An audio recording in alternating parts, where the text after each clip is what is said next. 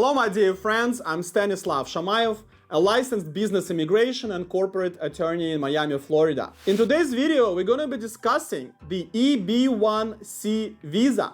What are the requirements for this visa?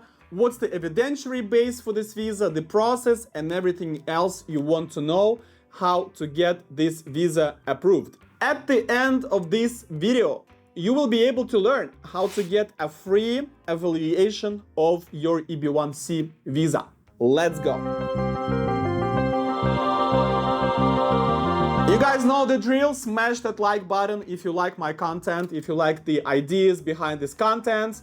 I spent a lot of money to bring you the best videos on YouTube. Stanislav, I got approved for EB1C visa. When will I get my green card? Well, this is a green card. Just because it's called visa does not mean that you won't get a green card, because it's an immigrant visa, meaning that you will be immigrating to the US, becoming a resident. So approval of your EB1C visa means that you get approved for the green card. Number two, let's now discuss what are the criteria of getting this visa approved. You are a top manager or an executive in a company outside of the US for at least a year within the past 3 years. You are working in Great Britain in a company with IT technology, IT cloud services. You are a CTO or Chief Technology Officer,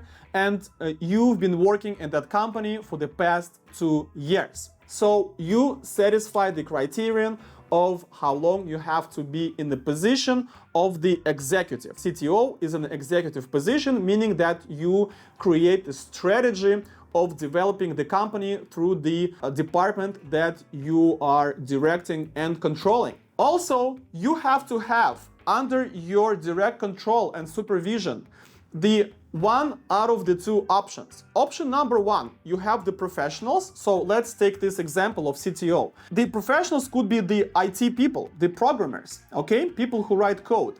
And it could be you and those people. How many of them? Well, the more the better.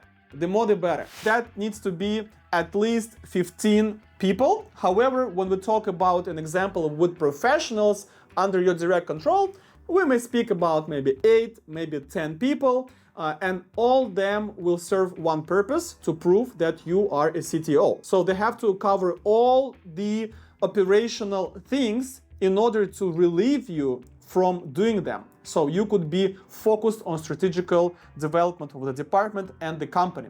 In case they are not professionals and there is a more complex structure in your company or in the company where you work, has to be you, then 2, 3, 4, maybe 5 managers and people under the control of those managers. Again, the ideal picture is 15 people within the department, or it could be the whole company, right? So it's just an example that you're CTO, but you could be CEO, you could be another executive person in the company, or you could be the owner of the company, or you could be a head of the department. Anywhere in the company, beginning from the whole company to the smaller department of the company, I want to see the same structure. 15 people under your direct control and supervision, and either they're all professionals or there is a 3-step structure: you, managers, and subordinates. So the ideal picture, you, 4, 5 managers, and like 10 people under their control. Okay, it could be 2, it could be 3 managers, and 12 people under their control, and so on. There are a lot of ways how to do this. Stanislav, why are you talking about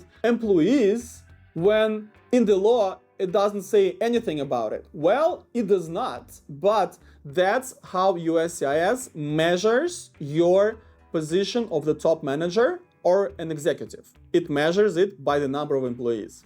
The more employees you have, the easier it becomes to prove your executive or top management position. And also, we need to have the paperwork proving that you are who you claim to be. If you're CTO, show me all your functions and paperwork proving each of your function. Once we have all that, perfect. We need to have another company in the US that is affiliated with the company that is across the ocean, outside of the US.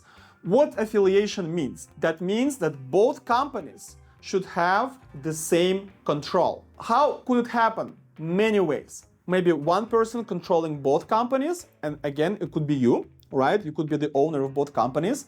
It could be your boss, and you're just an employee. It could be one company owning the other company, doesn't matter which one is. It could be that a group of people controlling both companies, or it could be any other hybrid, a group of people and a group of companies, one person, one company controlling both companies. Any way possible where we have the common person or a group of persons or entities controlling both companies. That way we create affiliation. Once we have that, we need to show that the US company has been operational, meaning it's been working for more than a year. And it must have the structure to support your position in the company. So for example, you're CTO in your Great Britain company, but you want to be CEO in the company in the US. We must show that the structure, the hierarchy in that company will support your position.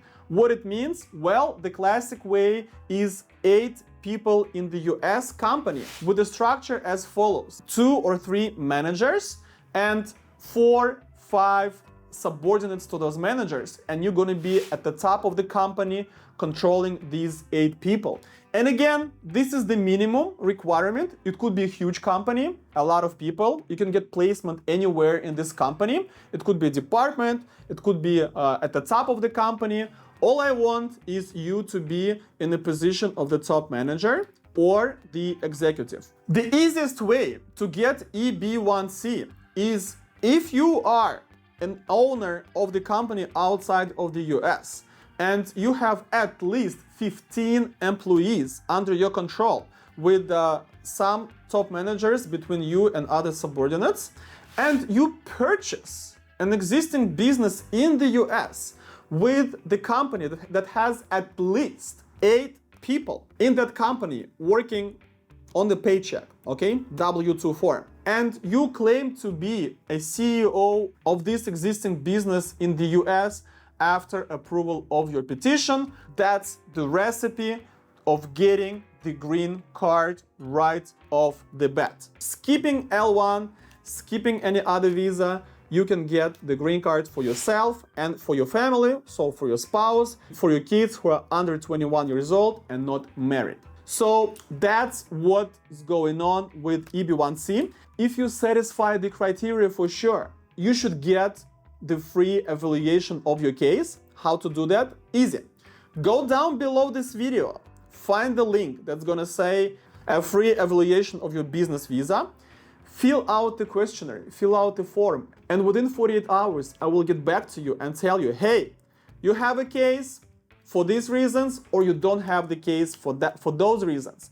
And if you do, then I will invite you to the complex immigration planning and service in my company, where I will build the initial detailed written strategy of how we're gonna get your EB1C visa approved. Smash that like button if you like the content of this video and you want me to create more videos like that.